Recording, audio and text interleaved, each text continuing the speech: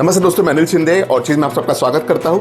आज की हमारी गाड़ी है ऑडी Q3 2007 की। इस गाड़ी में हम सीट कवर अपहोल्स्ट्री और डोर पैड्स करने जा रहे हैं। कलर का नाम है मिल्ड्यू, वो में हमारे पॉपी सीरीज में N02। इसमें हम पैटर्न लेने वाले हैं ओरिजिनल पैटर्न और स्टिचिंग का कलर होने वाला है आइवरी। आइए गाड़ी देखते हैं।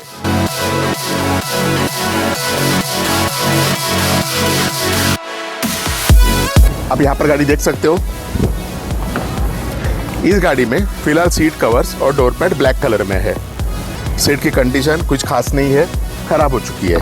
आइए बैक सीट देखें। आप यहाँ पर देख सकते हो सीट बिल्कुल ही खराब हो चुकी है, पॉकेट्स भी लटक रहे हैं।